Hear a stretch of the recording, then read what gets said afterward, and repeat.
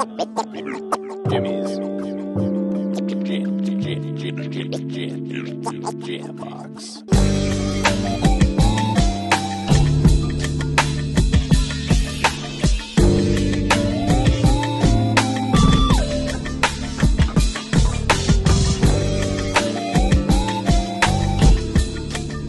Keep jamming.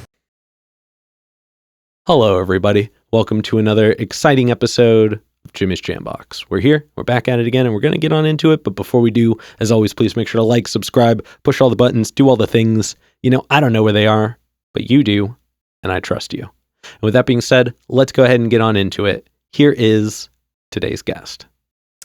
Hey y'all, I go by FeistyKayi. I am a female rap artist and also an R&B singer, and I am from Portland. Hell yeah. Hello. Thank you so much for joining us. Thank you for having me. Let's go ahead and get started right from the beginning, and let's talk about what got you into music to begin with. All right, well, let's begin with, in early childhood, I was always this very quiet type person, Any troubles I got into, I would just, shut down and be quiet and take instruction or whatever, Yeah. Even when I got in trouble, I never really voiced if I wasn't the one that did it and stuff like that, So you just kind of accepted it. Music was like my outlet. I would listen to music, and a lot of the times I would connect with the artists, what they were talking about. They would be saying stuff that I could relate to, and I was like, you know what? I know whenever I'm down, I'm going to go listen to Mariah Carey or Whitney Houston or, all of the favorites, Janet Jackson, depending on what my mood was. And, if I was enraged, and I would go, I even listen to like some metal type music, you believe it or not. So, as I got older and more confident in myself, because I was a very timid child, so music was what gave me my strength. Oh, yeah. I used to write. I used to do choir in school, so that's when I started writing music. I played the flute. I played all types of different instruments. But choir was the one that really stuck with me because I could, use my voice and my vocals to speak out, and it gave me my strength. A lot more articulate than like an instrument. Right, of course. And who or like how did you get into music initially? Like did your parents introduce you to it, or did you get through it through school? Like what was the starting moment for music? Honestly, they put me in it as like just an extra curriculum, like another after school program type thing, Gotcha. Yeah, it was never like, my parents were never like really on me about, oh, go do this because it's your passion. We never really had that type of relationship. Okay. But as I got older and I was like, you know what, this is initially what I really want to do. This is what I really want to do. I've been suffocating this my whole life and putting it on the back burner. But now that I'm older, more confident, I'm like, this is what I want to do. I want to reach out to everybody, the way that music has reached out to me. Oh, yeah. All right, now we've got a couple more foundation questions to get through, but this next one is one we ask early, it's one we ask often, and it's definitely a crowd favorite. What was the first album you ever bought with your own money? Yeah, so it was an Ice Cube album that I found in a music store off Sandy. I forgot what they're called, but it was a really big music store, and I think they're shut down right now. Why I got that particular album, I don't know. I think because it was like $2 or something, and I wanted to feel... That's a good deal right there. I'd pay $2 for an Ice Cube album. Right, so I just got it, and I just play that little album over on my CD player and just vibe out to all the words. Because, Ice Cube was he was a pretty strong man. He wrote some songs that... have said some powerful things. Definitely. A few of those songs were just voices of a generation. And then he's always been really honest about his journey. You know what I mean? Like when he decided to go, when he decided to get into kids movies, even a lot of people tried to give him crap for it. But I was like, what? I mean, he was investing in his future. He was he's getting older. You know what I mean? Like those were easy for him to kind of navigate and still feel like he was creating. Yeah. And he doesn't need to do anything now. You know what I mean? He really doesn't. Like he really set his foundation early on, and his strength from being able to say the stuff that he said, because they've had some crazy songs back then. Dr. Dre and Easy and all of them, and I was like, man, I want to be able to use my voice to say whatever I want to. You might hear some of that in my music too. Yeah. And then what was one of the first shows you ever went to that was like a show you wanted to go to? Yes, so I went to the Pack. That was my very first concert. A lot of people forget about them, but the Pack was, oh my gosh, they were the start of all the suspenders and the wallets with the chains and the wearing Vans with the matching backpacks and what is it? Is it called mosh pit? I forgot what it's called. But when you're at their concert and they're jumping into the crowd, all that, I was just like, wow. I think it was like middle school. So it was like, oh my gosh, look at this. This is a whole different world, you know? Hell yeah. Hell yeah. Yeah. All right, now we've got one last question to go on the foundation ones, but Mm-hmm. this one's kind of like this is a defining moment question. Okay. Do you remember the moment where you decided that you wanted to go from just like music as a thing to music as your thing? To be honest with you, and I really don't even want to tell people this, but I feel like when I figured out that music was going to be a my thing, and when I say my thing, and I mean like put out what is really a part of me into the music, was actually more so recently. I'll say in the past couple of months, because you can put out music that doesn't mean anything, but everybody's vibing out to it because it's just senseless. You're a Yeah. robot. You're saying whatever, doing whatever. But more so recently, as I've aged, because I just had a birthday, I was like, you know what? I want to put some real shit into this. Excuse my language, but like I want to put some realness into this, some shit that we're actually going through, not just this stupid, mindless type of music, where you're just talking about, ass shaking and all that shit. Yeah. I have music like that, but I still like, I want to put, some real Yeah. meaningful shit into my music. So, like more so recently, I'll say in the past 2 months. Yeah. I don't think there's anything wrong with admitting that, though. Yeah. I think that, especially because it sounds like you started in on music Yeah. as like a full process a little bit later. Exactly. And I think that having the moment is more important than when it happens. You know what I Yes, mean? Like, for sure. there are people who don't even find their vision until Right. they're 50. You know what I Having mean? that growth, yeah. 'Cause Yeah. If you're not growing from what you're doing, then Exactly. what are you really doing? Exactly. Like, I mean, I even like think about like, because I only started this show like a year and a half ago. Yeah. And like a year and a half ago, I was just like, or like maybe like a half a year into it, I was like, man, I wish I had thought of this sooner. Like, I wish anybody had told me to do journalism instead of music. Yeah, but then I realized I could have figured it out 10 years later. Yes. So figuring out when you, like, it doesn't matter when, it's the fact that you figured it out. Yeah. And then, later on, you'll always figure out, like, you know what? It seems late to other people, but it actually is right on time. because Exactly. Everything happens right on time. Exactly. Life doesn't have to be rushed. Things don't have to be rushed. That, and I think sometimes we need a little more understanding, and that can only come with time. You know what I mean? Like, Come with time. everybody figures out something at a different age, a different window, a different like point. Exactly. But sometimes you need that information before you can even go do anything. Yeah, we do. Oh, yeah. We really do. All right, now let's go ahead and let's dive into you as the artist here and now. Okay. And we're going to get the easy one out of the way. How did you pick your name? Oh my gosh. Okay, my name, look, I've always been called Feisty when I was younger, like I told you, I was really timid, and, when I would get in trouble, I would just be quiet, didn't never give my parents a hard time, but there was always this one person that could tell that I have it like built up inside of me. That was my aunt. So my aunt used to call me Feisty all the time. Come on, Feisty, I know you upset about this, but because I used to lock myself in my room, stuff like that. But she'd be like, Feisty, come out, it's okay. Da, da, da.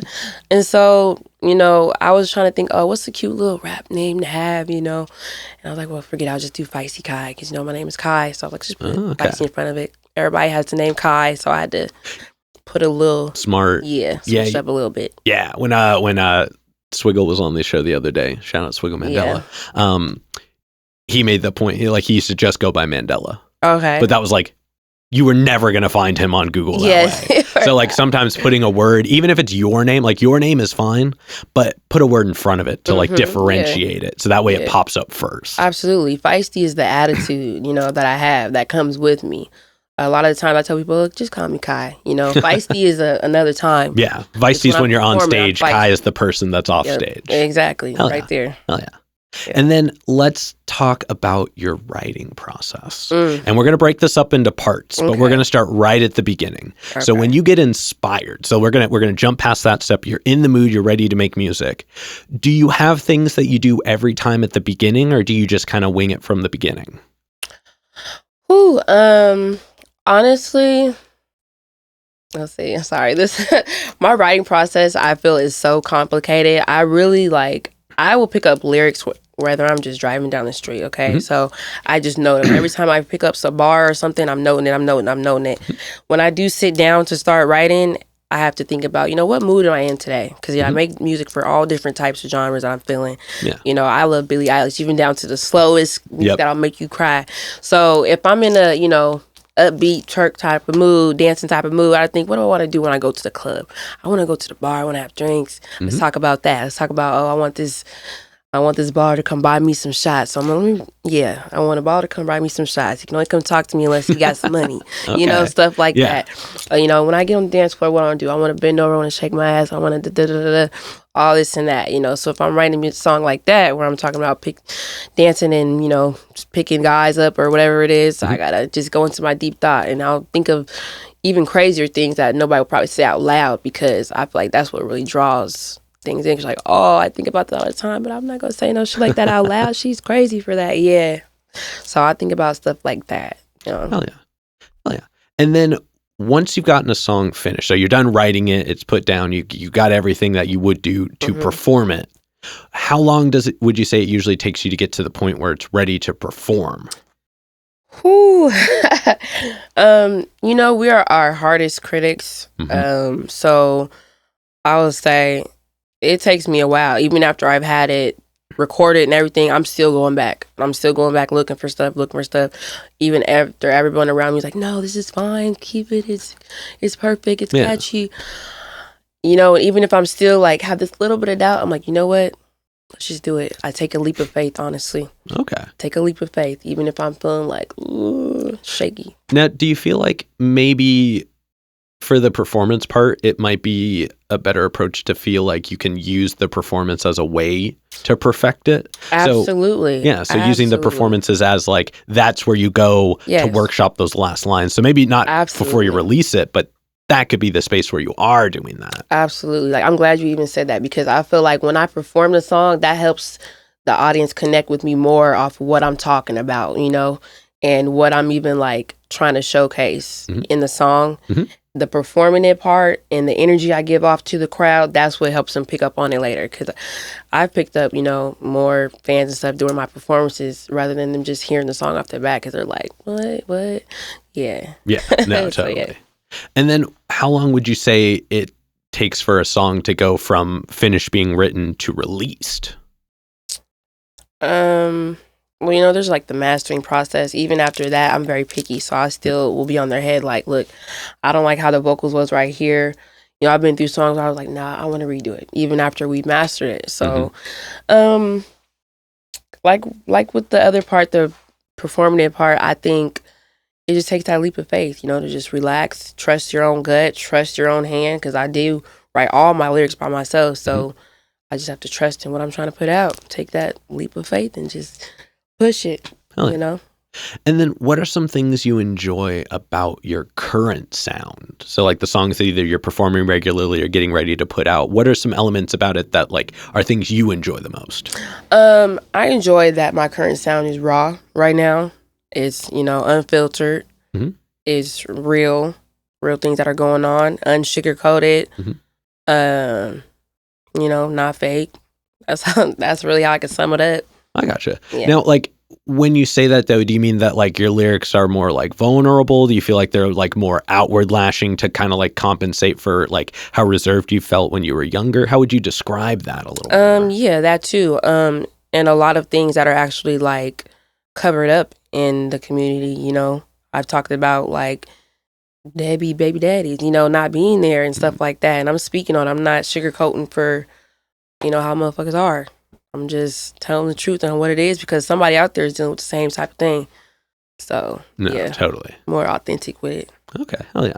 And then tell us about one of your more recent performances, or if you have like a favorite one. I'll say my favorite one was probably the second one that I've done, because it was for like a really big crowd. It was probably like almost 1,000 people. Oh damn! Which doesn't, it I mean, didn't look that much, but it was. That's a lot of people. That is a lot of people, especially to be starting off. I liked it because the energy was there. Yeah, the energy was there, so everybody could pick up on what kind of was bringing. Oh, sorry. What kind of show was it? It was one of the Portland PDX Fests. Okay.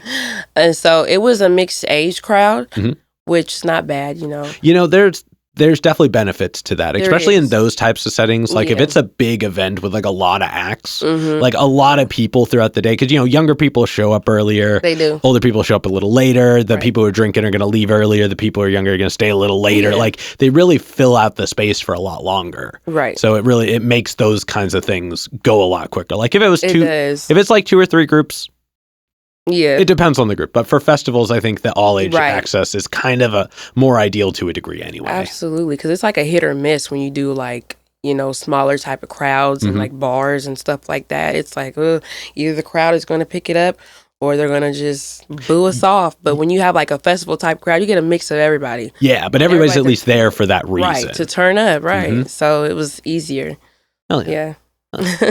All right, now we've got one more question to go in the artist-focused ones, but this one's definitely like the densest question. Okay. And I mean, really just, you can kind of lean into this one though. Okay. We've talked a lot about what music gives to you. So like, Mhm. like, you know, when you do things, this happens because of music, the actions and the reactions. Mhm. But what is it about the process of making music that, like, when it's just you and the music, gives you the most? It is my therapy. It is a release of weight off my shoulders, off my chest. I feel free. I feel in control. I feel powerful.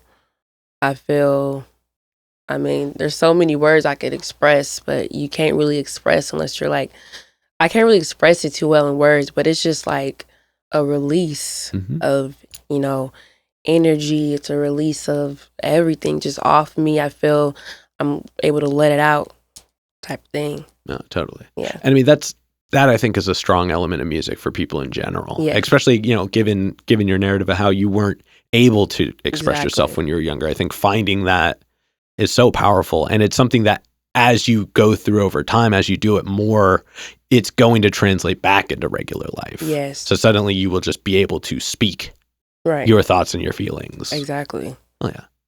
All right. Exactly. Now let's go ahead and let's dive on into some hypothetical questions. And these ones are literally sky's the limits. There are no wrong answers because they're all made up. Okay. But if you could work with any one person who's currently alive, and now, mind you, it doesn't have to be a musician. It just has to be anybody who's currently available. Who would you work with and how would you work with them? Mm.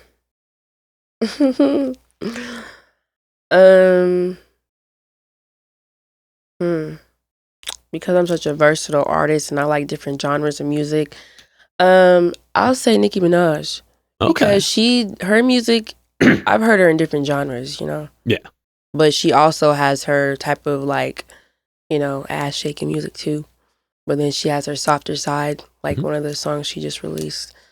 I forgot what it's called, but it's like Starlight, Starlight, Mhm. da-da-da. Yeah, that song. You know, it shows like another side of her. I love that she showcases both sides of her and different sides of her. So Yeah. I would say her. Hell yeah. Yeah. And then subsequently, who's a local artist that you're aware of that you haven't gotten to connect with yet, but you would like to?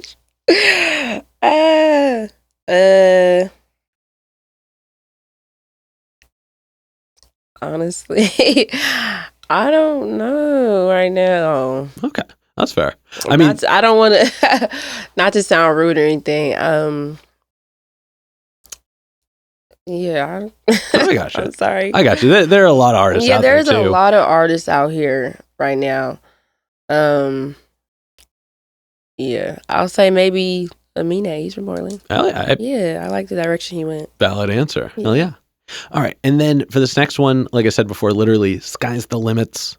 But if you could perform anywhere in the world and you wouldn't have to worry about crowd access or power or building stability, guaranteed best show. Okay. And it doesn't have to be a venue. It can be anywhere. Where would you pick? Country wise or It could be it could anywhere on the planet.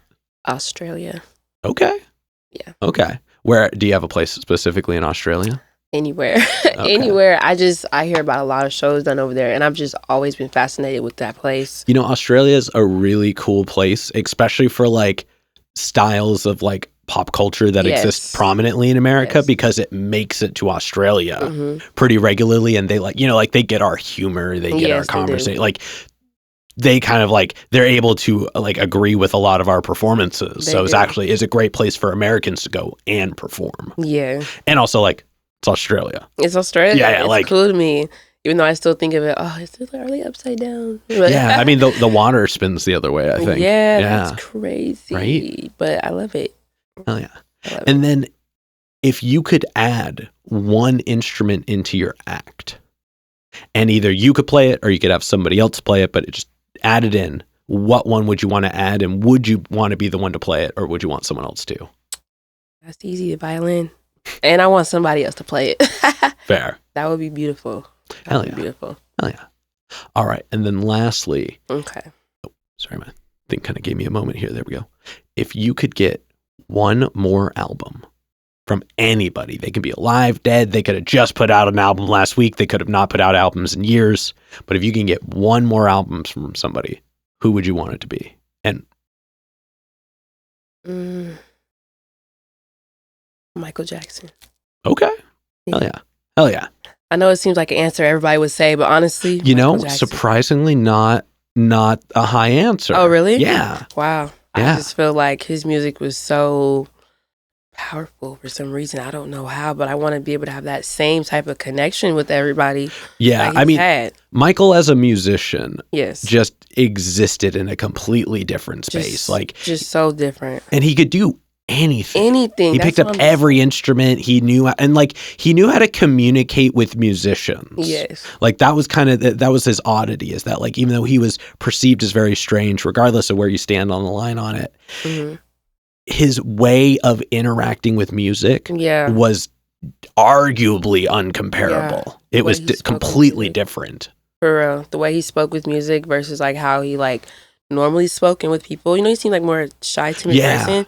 But when he's on stage, it's like... Well, even when he was in the room making music, on like the small amount of things that I've seen, like you would just see his... like it was almost like he became animated. Became another person, yeah.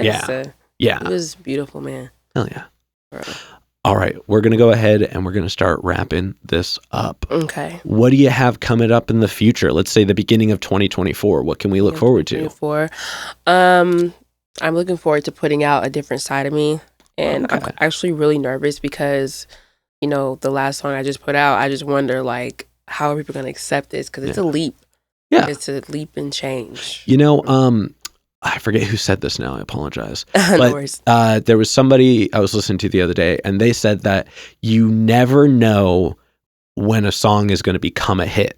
Just because it did not hit when you put it out doesn't mean that there won't be a relatable thing that happens in the world later. Or there won't just be, it just won't, like, you know, it'll catch on to like a TikTok trend or something. Like, you never know when but putting your music out is the only way it can. Like, if you don't put a song out, it can never become an anthem. You know what I mean? It can never attach to something. Nobody can grow with it. Right. And there's really nothing wrong with putting music out. I think the holdup that a lot of people hinder on is that they want it to be this, they want it to be that, they want this perfection. Right. But it's hard to gain that until you move past it. And putting music out is the only way you could start a discussion. Exactly. And even if it's not perfect, everybody's going to appreciate that you did it, because you did what a bunch of people decided they couldn't do every single day. Exactly. That's what actually makes me feel the greatest, when a lot of people I know and even close friends tell me that I've inspired them and stuff like that. And it just makes me feel like, what? Are you serious? Like, me? Yeah, because it takes like a real leap of faith. Like, you put all your guard down, you put everything, like you could be like shamed for what you just put out, you know, all type of things. It just takes this leap of faith and strength to put out. True. You see you.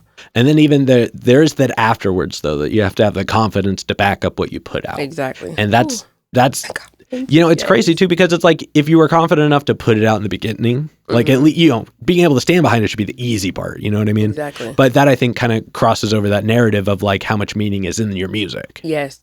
Absolutely. So we should be cautious of what we put out too. Exactly. And make sure we put out something that later on we won't be too shamed about.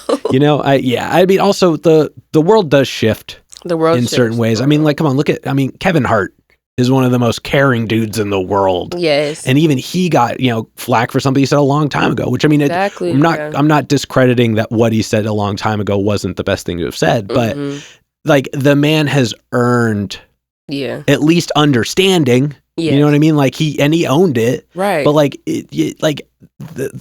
he's one of the nicest people in the world. Exactly. Like he's grown from me. You can see his growth. Yeah. And he displays it every single day. Yes. Like, and like people are going to come after Kevin Hart. Right. Like that. Come on. Like that, like I wish the world would meet in the middle on certain things. Like again, like there should be obvious lines in the sand, and this show does not acknowledge like that concept at all. We won't dive into it, but I think that like that's a good example of like he at least stands behind everything he does. No, seriously. But growth should be accounted for. It really should. Yeah. It really should.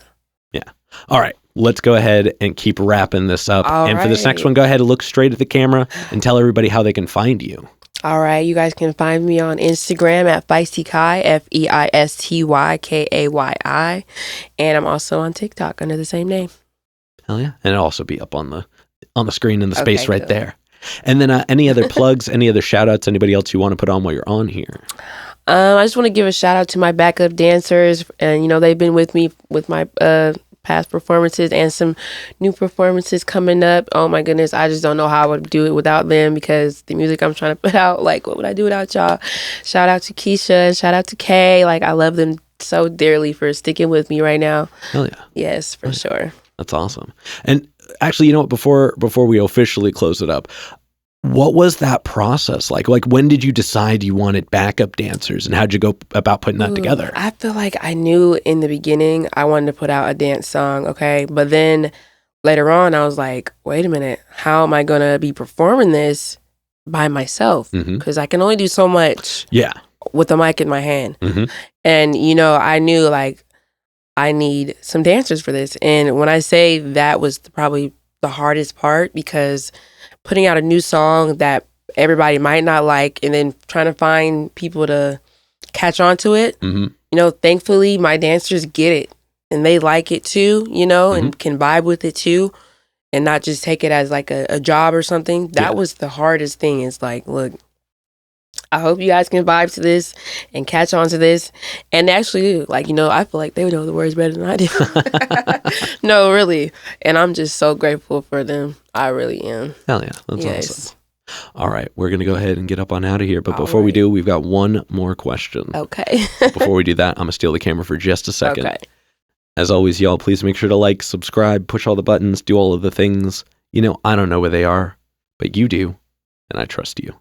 With that being said, the final question, and this is entirely up to your interpretation. Okay.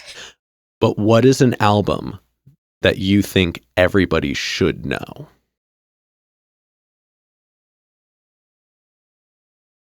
And try to think a little like deep cut. Don't be like, don't say like, Thriller. Okay. Yeah. An album. Can I switch it up and say an artist? Okay, yeah. I'm sorry. Yeah, no, that's totally fine. An artist that I feel everybody should know is, her name is Lykke, Lykke space Li, Lykke, and she's actually a Swedish artist, and she is actually one of the main singers that really pushed me to want to continue being an R&B singer. She has music that has made me cry, Like, she has a specific song called Tonight by Lykke. Please go listen to it. She's a great artist. Hell yeah. Hell yeah. I mean, that's a great suggestion, so we'll totally take that as the answer. Yes. All right. Thank you so much for joining us today. I really appreciate it. Thank you for having me, for sure. This has been another exciting episode of Jimmy's Jambox. I'm Jimmy. And I'm FeistyKayi. And we're signing off. Later, y'all. That's a wrap. This is not a podcast. This is a show.